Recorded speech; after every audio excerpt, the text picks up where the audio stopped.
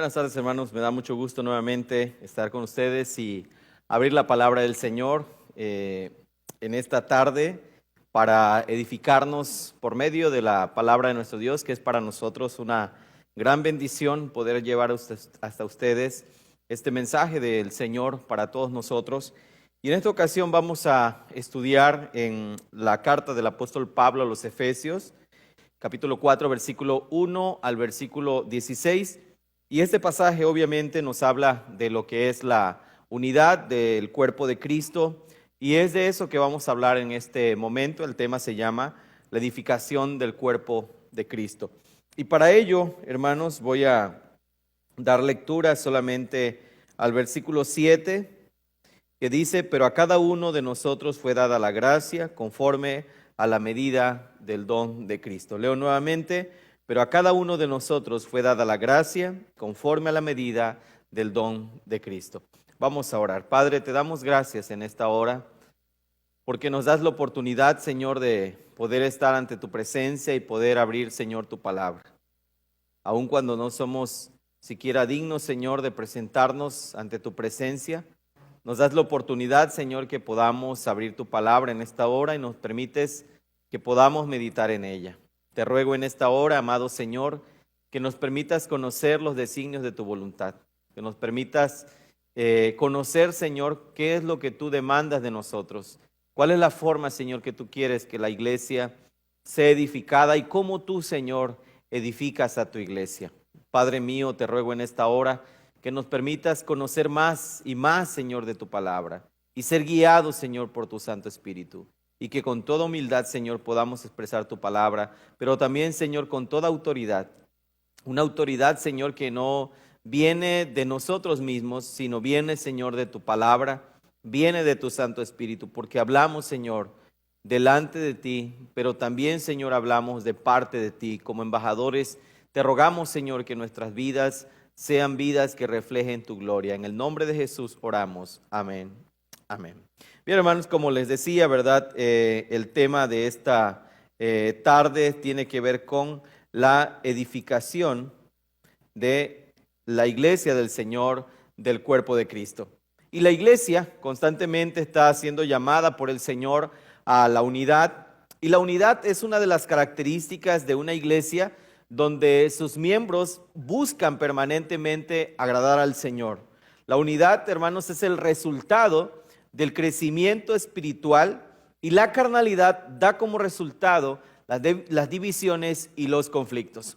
En la mayoría de las cartas que el apóstol Pablo va a escribir a las iglesias, hay una reprensión de parte del apóstol Pablo respecto a la vida y conducta de algunas iglesias que no estaban viviendo conforme a la palabra del Señor. De ello podemos recordar así rápidamente lo que pasa en el capítulo 1 al capítulo 3 de la primera carta a los Corintios, donde el apóstol Pablo hace una reprensión fuertemente a la iglesia, específicamente en el capítulo 3, versículo 1, donde los llama prácticamente bebés o inmaduros, porque los hermanos de allí de Corinto habían conocido al Señor, pero no habían tenido un crecimiento espiritual.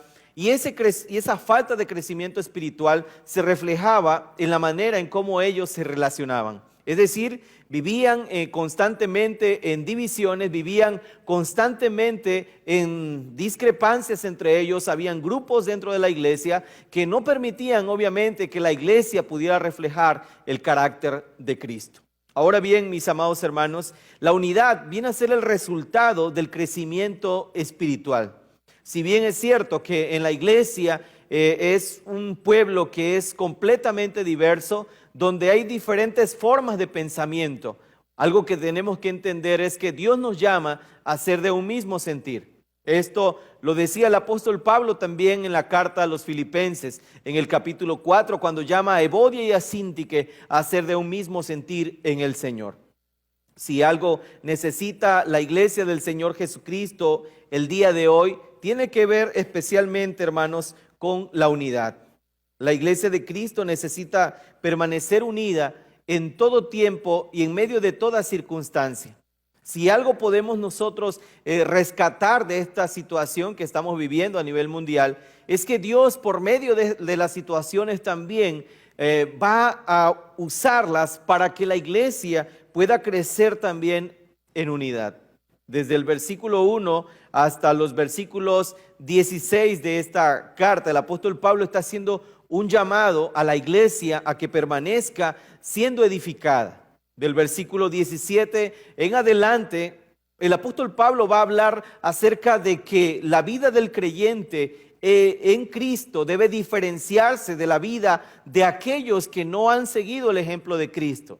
Comienza el apóstol Pablo en el versículo 17 esta reprensión: esto digo y requiero en el Señor, que ya no andéis como los otros gentiles que andan en la vanidad de su mente, teniendo el entendimiento entenebrecidos, ajenos de la vida de Dios por la ignorancia que en ellos hay. Y ahí el apóstol Pablo va a hablar de esa vida del creyente que debe ser completamente distinta, y que si en verdad, como dice el apóstol Pablo, le habéis oído y habéis sido por él enseñados en cuanto a la pasada manera de vivir, despojaos del viejo hombre y renovarnos en el espíritu de nuestra mente, vestirnos del nuevo hombre creado según Dios en la justicia y santidad de la verdad. Esta iglesia, por supuesto, era una iglesia gentil, donde las personas no habían conocido en cierta manera la fe judía, no habían conocido de la fe israelita, pero el apóstol Pablo, ¿verdad?, aquí escribe a esta iglesia que se ha fundado a través de la predicación del evangelio, y que por supuesto está rodeada de un paganismo tremendo, de una situación en la que la iglesia va a remar contra corriente, como la iglesia de hoy también se enfrenta a todo tipo de situaciones, obviamente, que le van a desafiar a que la iglesia pueda acomodarse, o la iglesia apostate de su fe, o la iglesia permanezca fiel al Señor a pesar de la persecución. Pero algo que vamos a contemplar nosotros en la palabra del Señor es que el Señor es quien edifica la iglesia, y que Dios nos hace un llamado a que todos nosotros como pueblo del Señor seamos de un mismo sentir en el Señor. Pablo dice: yo pues, preso en el Señor, os digo que andéis como es digno de la vocación con la que fuisteis llamados. En la mañana estuvimos viendo acerca del llamado de Dios que Él nos hace, la elección de Dios que Él nos hace para salvación. Y en esta ocasión vamos a ver, obviamente, acerca de ese llamado que el Señor nos hace. En el versículo 7, la palabra del Señor dice de esta manera: pero a cada uno de nosotros fue dada la gracia conforme a la medida del don de Cristo, dice la palabra del Señor. Por lo cual, subiendo a lo alto, llevó cautiva la cautividad y dio dones a los hombres. Esto que podemos ver nosotros aquí en la palabra del Señor, en estos dos versículos que acabamos de leer, el versículo 7 y el versículo 8, nos van a hablar de algo muy importante para nosotros. Todo procede de la gracia de Dios y todo es para la gloria de Dios. Es decir, mis amados hermanos, que los dones, que son las capacidades espirituales que el Señor ha dado a su pueblo, son eso. Dones, regalos que Dios ha puesto en cada creyente, y algo que tenemos que notar en esta situación de la vida del creyente es que todo creyente, toda persona que ha conocido el evangelio de Cristo fue dotada de dones espirituales. Es decir, no hay un creyente que esté falto de dones espirituales, sino el creyente, cuando el Señor viene a su vida y pone en él el Espíritu Santo, desde allí el creyente está siendo capacitado y es capacitado para servir al Señor en todo lo que el Señor requiera. Obviamente tenemos que contemplar una cosa muy importante: los dones son diversos. Y Dios repartió dones a los hombres para que todos esos dones sean usados en un mismo sentir, en un mismo propósito, para la gloria de Dios. Así que algo que tenemos que contemplar es que todo procede de la gracia de Dios y para la gloria de Dios. Por eso el versículo 7 dice: pero a cada uno nos fue dada la gracia. Vean lo que dice enfáticamente el versículo: pero a cada uno fue dada la gracia conforme a la medida del don de Cristo. Y dice: por lo cual, subiendo a lo alto, llevó cautiva la cautividad y dio dones a los hombres. Está hablando no solamente del regalo de ese don que es Cristo, nuestro mayor regalo, nuestro mayor don, sino también de aquellas capacidades que el Señor nos ha dado a cada uno de nosotros para que nosotros sirvamos a Dios en su obra. Así que Dios, hermanos, nos ha llamado para su gloria. Y ese es el propósito de formar un pueblo. Dios nos llamó, Dios nos eligió antes de la fundación del mundo. El Señor llegó a nosotros por medio de su palabra y la obra del Espíritu Santo en nosotros. Y de esa manera el Señor forma un pueblo que le adore y le sirva.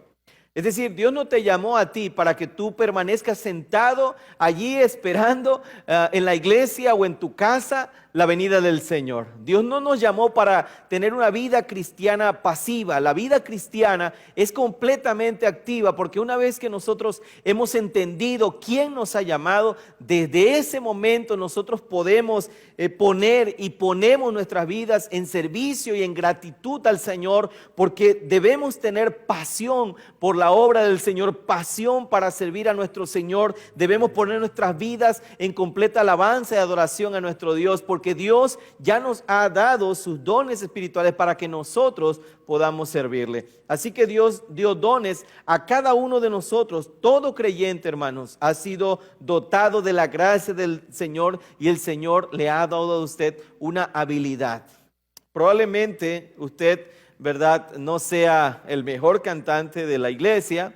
Probablemente usted piense que lo que está haciendo en la iglesia no es tan vistoso como lo que otros están haciendo. Sin embargo, mi amado hermano o hermana, el propósito aquí no es que usted reciba alabanza y adoración. El propósito es que Dios sea glorificado en todo lo que nosotros hacemos. Eso es el propósito de los dones espirituales, edificar el cuerpo de Cristo. Así que Dios es el que constituye y dota a su iglesia con diferentes ministerios. Dios es quien ha puesto los dones y ministerios en cada uno de nosotros. Desde el momento que el Señor, desde la eternidad que el Señor nos eligió, desde ese momento Dios también ya estaba predestinando la manera en que nosotros le habríamos de servir. Es decir, Dios había ya hecho un llamamiento a cada uno de nosotros para cumplir una tarea especial, pero también de esa manera específica dentro del cuerpo de Cristo. Así que bueno, nadie de nosotros puede llegar a hacer algo que Dios no le ha dado la gracia para hacerlo. Muchas personas tratan de usurpar un lugar que el Señor no les ha dado. Así que tenemos que entender, hermanos, que el llamamiento, cualquiera que sea el ministerio que usted desarrolle dentro de la iglesia, tiene que ver con la voluntad de Dios. No se trata de deseos, no se trata de sueños, no se trata de anhelos, sino se trata del plan y del propósito de Dios para la vida de cada uno de nosotros. Así que dice la palabra del Señor en el versículo 11 de este mismo capítulo: y Él mismo constituyó a unos apóstoles, a otros profetas, a otros evangelistas, a otros pastores y maestros.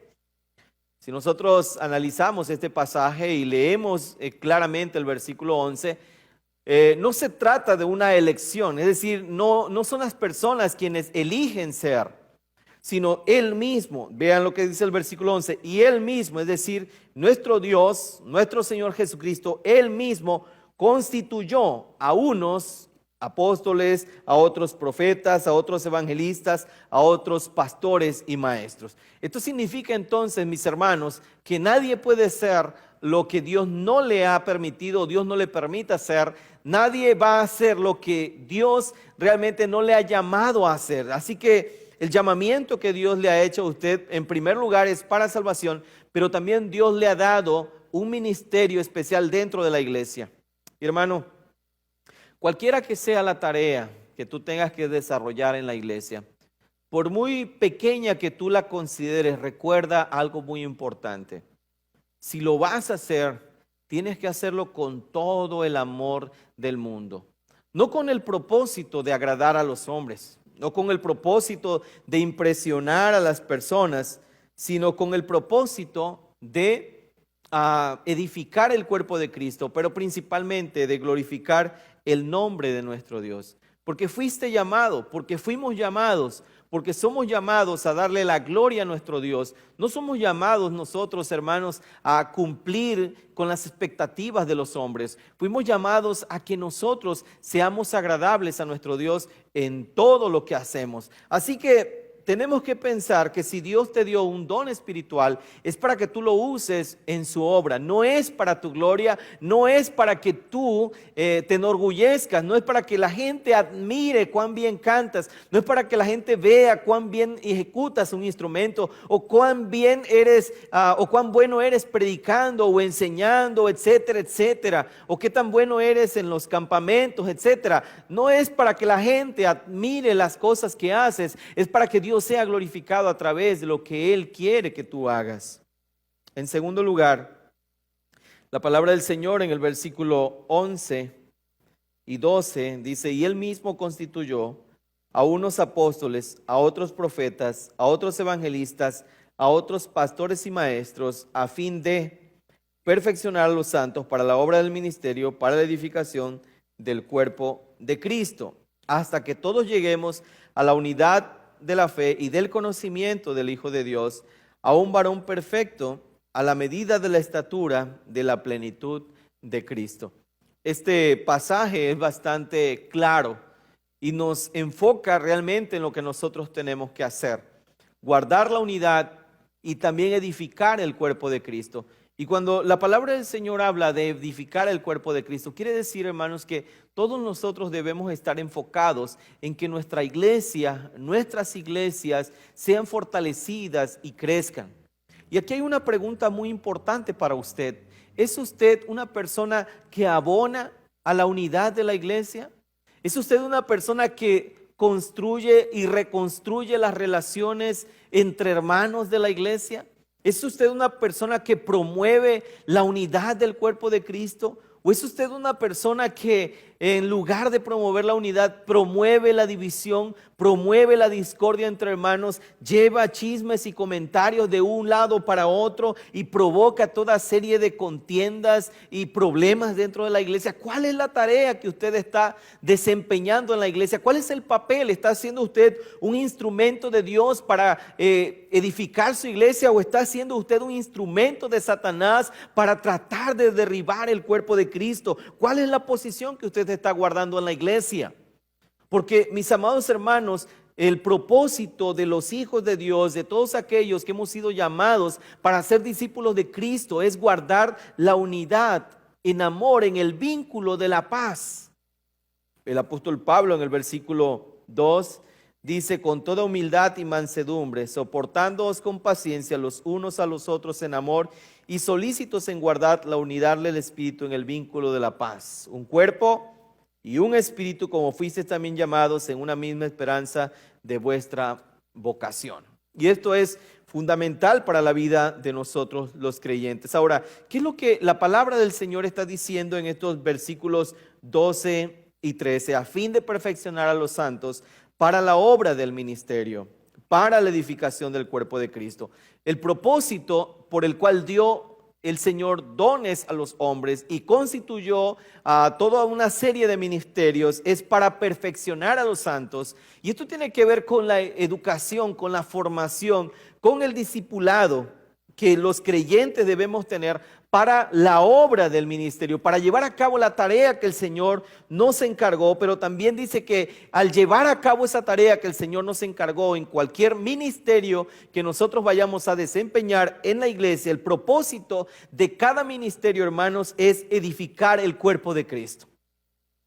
Hay un serio problema en muchas iglesias, y el serio problema que muchas iglesias enfrentan son las iglesias dentro de la iglesia. A veces el coro es una iglesita dentro de la iglesia. A veces los grupos de mujeres o las femeniles son otras subiglesias dentro de la iglesia. Los jóvenes son otros subiglesia. Y a veces cada quien está pensando en sus actividades, en sus propósitos, pero no hay la unidad de pensar a veces en un solo objetivo y ser de un mismo sentir. Y esto es lo que ha llevado a veces a nuestras iglesias al fracaso, al estancamiento, a la ruptura, porque a veces vemos, hermanos, como esa actividad es de los jóvenes, así que sean ellos los que la realicen, a mí qué me importa, o esa actividad es de la sociedad femenil, no tenemos que meternos allá, o a veces entre esos mismos grupos que hay dentro de la iglesia, se cree que hay una independencia, cada uno de ellos quiere ser a veces soberano dentro de esa esfera, y a veces no entendemos realmente, hermanos, que todos somos un cuerpo en Cristo y nos vemos como subiglesias, como castas, como tribus a veces dentro de la misma iglesia, y esto es lo que ha llevado a la iglesia al fracaso, al estancamiento y a toda una serie de conflictos, mis amados hermanos, cuando realmente nosotros debemos saber que lo que tenemos que hacer es que cada una de estas organizaciones, sociedades, ministerio o lo que haya en la iglesia debe tener un solo objetivo: todos caminar con el propósito de edificar el cuerpo de Cristo y no con el propósito de seccionar el cuerpo de Cristo y romper el cuerpo de Cristo, porque esto nos llevaría al estado que marca el apóstol Pablo en los primeros 3 capítulos de la primera carta a los Corintios, a una iglesia que no se está dirigiendo por una vida espiritual, sino por una vida carnal en la cual cada quien busca sus propios objetivos personales. De esta manera, entonces, hermanos, el apóstol Pablo dice que nosotros como iglesia tenemos que edificar el cuerpo de Cristo. ¿Hasta qué momento debemos dejar de trabajar en pro de este objetivo? Hasta que todos lleguemos a la unidad de la fe y del conocimiento de Dios, a un varón perfecto, a la medida de la estatura de la plenitud de Cristo. En pocas palabras, hasta que el Señor nos lleve a su presencia.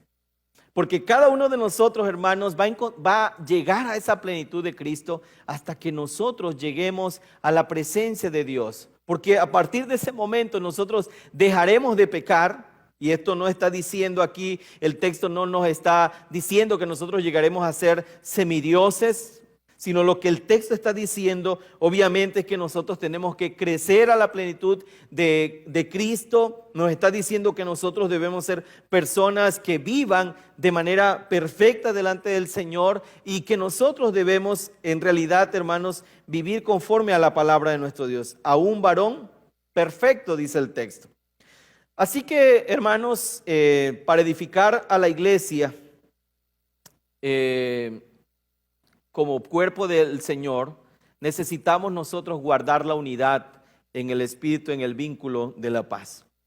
Ahora, el propósito es que nosotros debemos edificar a la iglesia hasta que todos lleguemos a la unidad de la fe. Y no solamente la unidad de la fe, sino también aquí la palabra del Señor nos está diciendo que la unidad no solo en la fe, es decir, hasta que nuestra fe o la fe de la iglesia sea madura. Por supuesto, hermanos, en la iglesia siempre habrá personas que son nuevos creyentes, habrán personas o hermanos que tienen quizá una madurez espiritual mayor que la de otros, probablemente. Habrán algunos que están creciendo espiritualmente y están madurando en esa fe, y siempre estaremos en esa condición.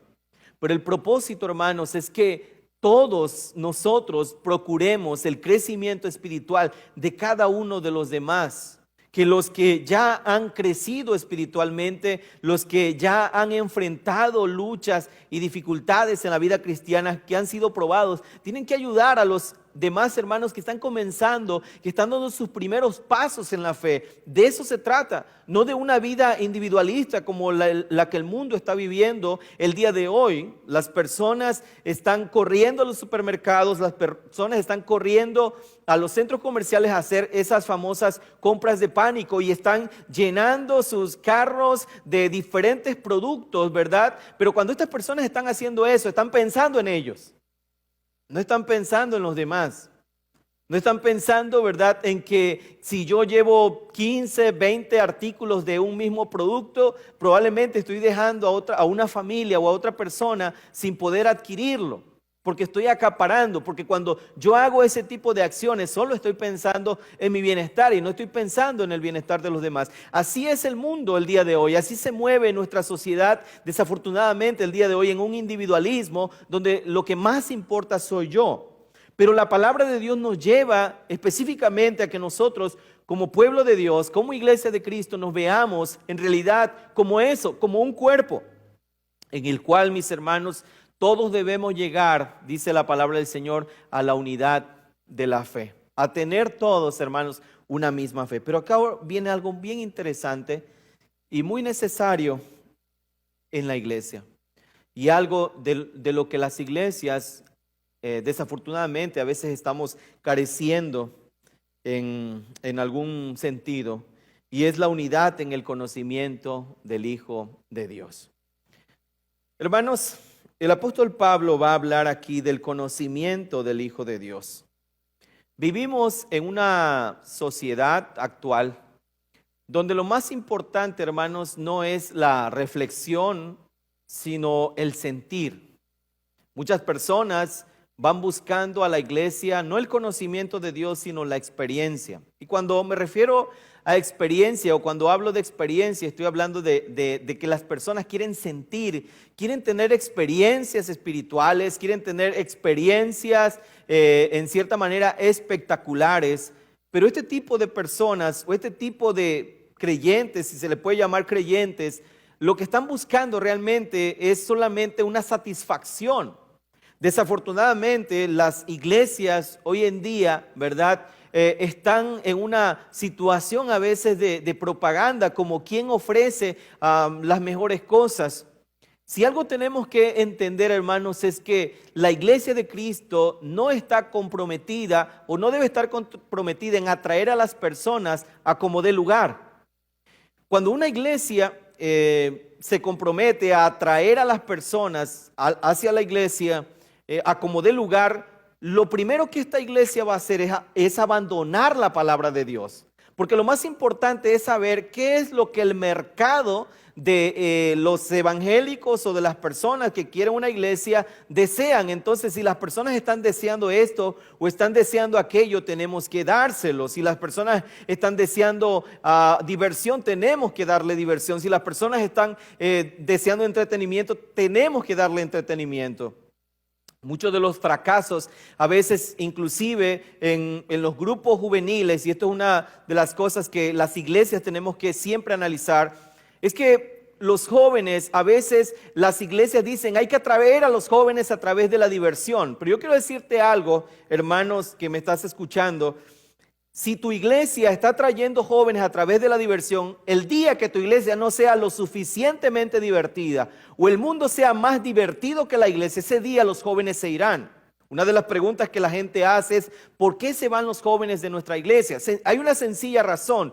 No les estamos enseñando el evangelio de Cristo, los estamos entreteniendo, los estamos tratando de divertir. Y yo no estoy peleado con que haya diversión o que los jóvenes no puedan divertirse, sino lo que no encuentro razón es que el fundamento que debe hacer que los chicos, los jóvenes, las familias, las personas se adhieran a la iglesia, o el fundamento o la razón de la atracción de ellos hacia la iglesia sea la diversión. Eso es con lo que la palabra del Señor no está de acuerdo, porque lo que debe atraer a las personas a la iglesia no es la diversión, sino tiene que ser Jesucristo, porque el día que yo no ofrezca una diversión que esté a la altura de las necesidades consumistas de esta sociedad, dejaré de ser una congregación que atraiga a personas. Así que si tú le estás apostando a que la iglesia debe ser divertida para que la gente venga a la iglesia, y estás abandonando el evangelio de Cristo, entonces te estás convirtiendo en un circo y no eres una iglesia. Y es ahí donde la iglesia tiene que meditar también. Es donde la iglesia tiene que entender algo importante. Vean lo que dice: hasta que todos lleguemos a la unidad ¿de qué?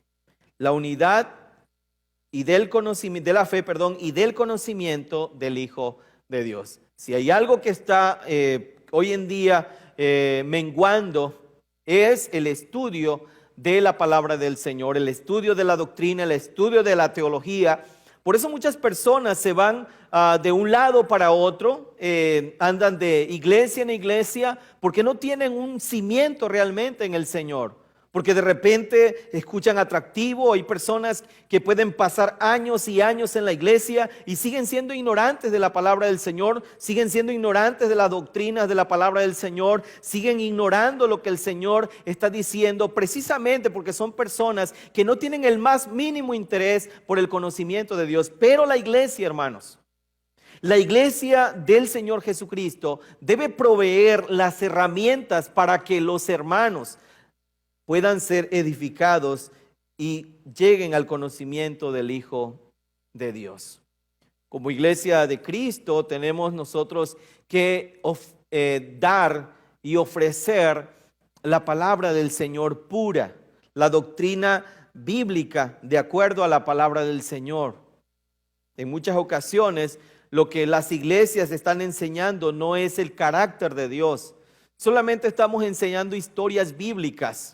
La mayoría a veces de las clases para los niños en la iglesia tienen que ver con historias bíblicas. Yo no estoy diciendo que relatar las historias bíblicas esté mal. Lo que estoy diciendo es que contamos las historias bíblicas como si contáramos cualquier cuento, como si les leyéramos cualquier historieta a los niños, pero no les estamos enseñando a través de esa historia el carácter y la obra de Dios en medio de esa historia, que eso es lo importante. Lo importante no es que el niño realmente nada más aprenda de memoria todos los relatos históricos del Antiguo Testamento. El niño tiene que aprender a ver el carácter de Dios, la obra de Dios, el poder de Dios, el plan de Dios, los decretos de Dios a través de toda la palabra del Señor. Porque eso es lo importante, que el niño aprenda que hay un Dios, ese Dios de la Biblia, que interviene, que actúa y controla todos los eventos de la historia de la humanidad. Por esa razón, hermanos, tenemos que empezar a enseñar a nuestros niños los atributos de Dios desde pequeñitos. Tenemos que enseñarle a los niños, a los jóvenes, acerca del carácter de Dios en todo tiempo, de las doctrinas bíblicas, acerca del pecado, acerca de la redención, acerca de la predestinación. Tenemos que crecer en el conocimiento del Hijo de Dios, crecer en cuanto a la fe en nuestro Señor Jesucristo. Por eso es un gran esfuerzo para la iglesia del Señor transmitir el conocimiento de Dios. Ahora, el apóstol Pablo dice, hasta que todos lleguemos a la medida de la plenitud de Cristo, ser perfectos. Hermanos, si bien es cierto, nosotros no seremos perfectos en esta vida, lo cierto es que la perfección tiene que ser para el creyente un ideal que él debe perseguir todo el tiempo. Como hijos de Dios tenemos que procurar la perfección de nuestros hermanos a través de la palabra del Señor, a través de la exhortación, a través de animar al otro hermano, a través de confrontar al hermano cuando se desvía del camino del Señor. Si tú ves que algún hermano está pecando contra el Señor, lo primero que tienes que hacer no es ir y vociferar y comunicar a toda la comunidad, a toda la iglesia lo que el hermano está haciendo. Lo primero que tenemos que hacer, de acuerdo a lo que la palabra del Señor nos enseña, es ir con ese hermano y reprenderle para que él se arrepienta y se aparte de ese camino. Eso es lo que tenemos que hacer. Porque de otro modo, lo que estamos manifestando entonces no es amor hacia mi hermano, sino lo que estoy manifestando es un carácter completamente chismoso que no tiene el propósito de edificar la vida de mi hermano que se ha desviado del camino del Señor. En tercer lugar, hermanos, los verdaderos creyentes están firmes en la verdad. La Biblia es su regla de fe y práctica, versículo 14, para que ya no seamos niños fluctuantes, llevados por doquiera de todo viento de doctrina, por estratagema de hombres que para engañar emplean con astucia las artimañas del error. Los verdaderos creyentes entonces están firmes en la verdad. La Biblia es su regla de fe y práctica. Para no ser niños, dice el apóstol Pablo, fluctuantes, llevados por todo viento de doctrina. Esto es un gran problema a veces en nosotros como iglesias. No estamos profundizando en la enseñanza de la palabra del Señor ni en la doctrina. Estamos a veces enseñando cosas muy superficiales a nuestros hermanos en la iglesia. No estamos enseñando en realidad la palabra del Señor. Estamos siendo muy ligeros en cuanto a lo que estamos aprendiendo, lo que estamos enseñando. Inclusive, hermanos, muchos de los niños o de sus hijos no están aprendiendo la palabra de Dios, no porque en la iglesia no se enseñe, sino porque a veces los padres no están tomando esta responsabilidad de realmente enseñar las doctrinas a sus hijos. Y aquí hay una pregunta. Ahora que usted tiene el tiempo para poder enseñar a sus hijos en casa, ¿cuánto tiempo le ha dedicado a la enseñanza de la palabra de Dios y de la doctrina bíblica a sus hijos?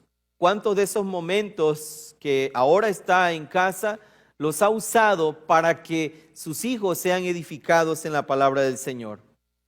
Si hay algo que va a suceder en la vida de las personas, es el no tener un fundamento.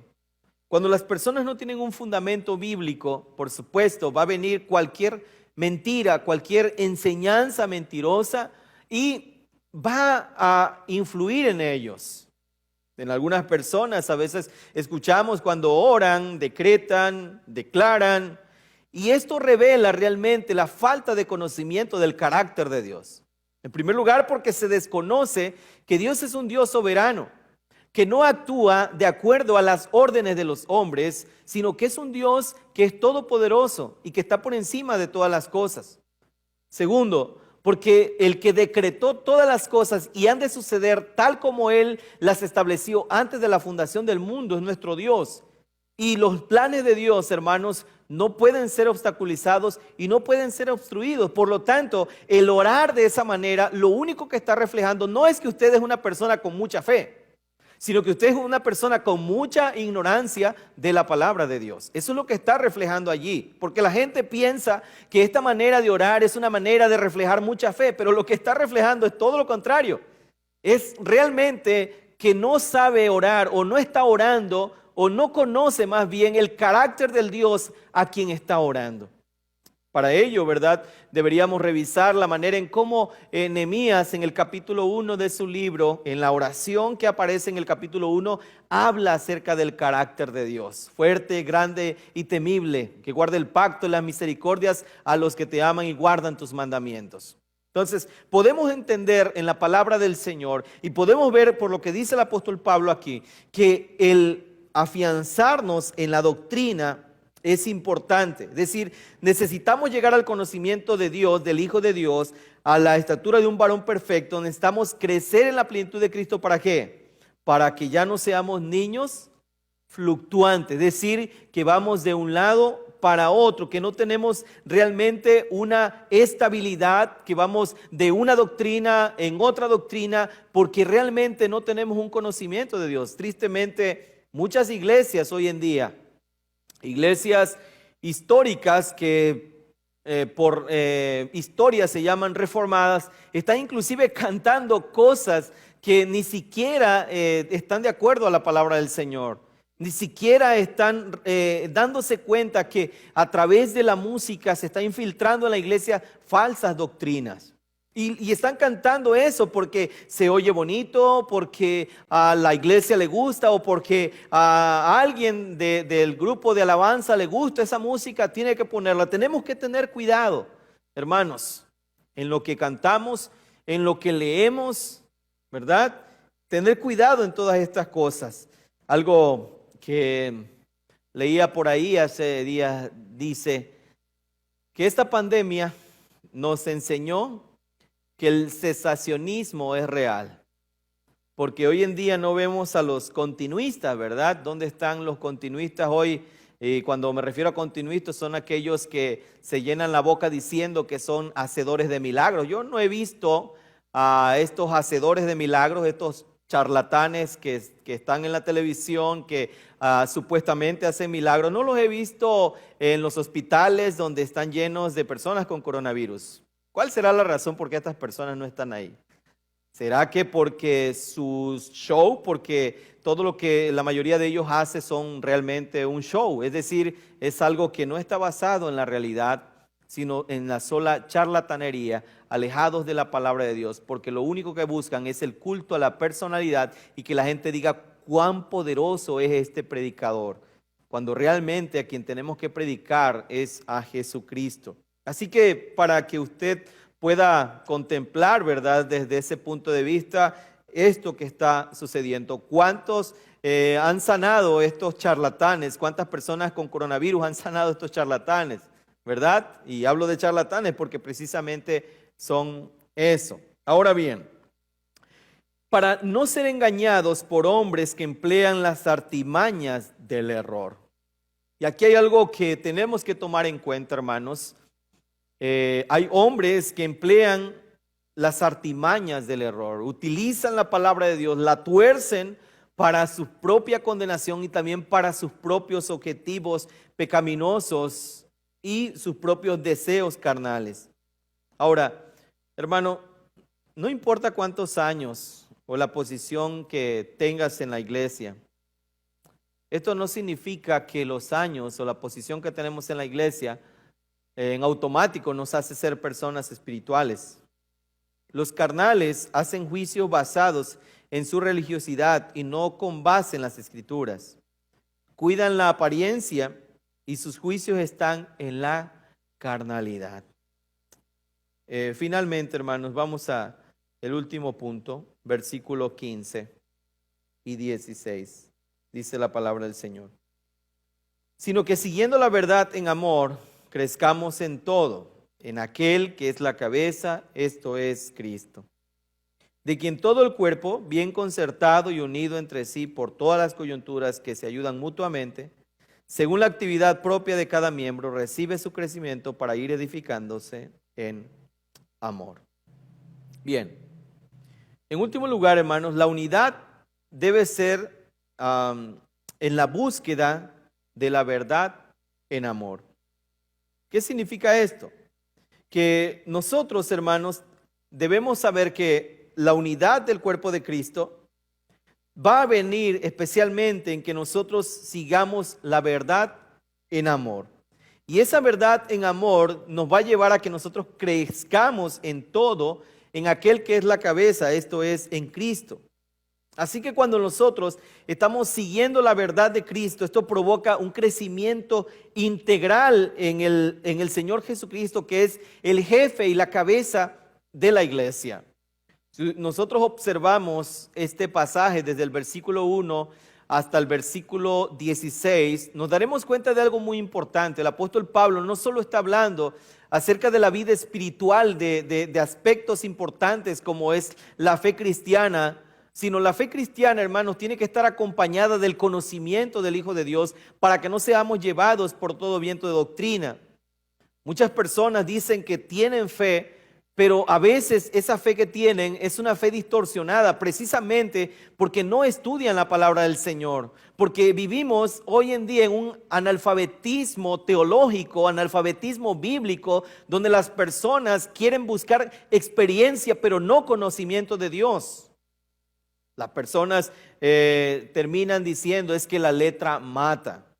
Sin embargo, la palabra del Señor dice que el pueblo pereció porque le faltó conocimiento. Por eso perece el pueblo, porque le falta conocimiento de Dios, de la palabra del Señor. Por lo tanto, el seguir la verdad en amor nos va a llevar a nosotros un crecimiento integral. Provoca que el cuerpo de Cristo esté bien concertado y unido entre sí por todas las coyunturas que se ayudan, dice la palabra. ¿Ven esta parte final de aquí? Que se ayudan mutuamente. Es decir, hermanos, hay una ayuda mutua, todos enfocados en el crecimiento de todos.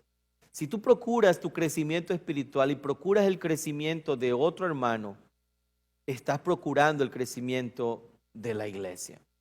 Así que la pregunta aquí es, ¿te estás preocupando por el crecimiento espiritual de algún hermano nuevo en la iglesia, de alguna hermana nueva en la iglesia? ¿Cómo te has interesado en el crecimiento de aquellos?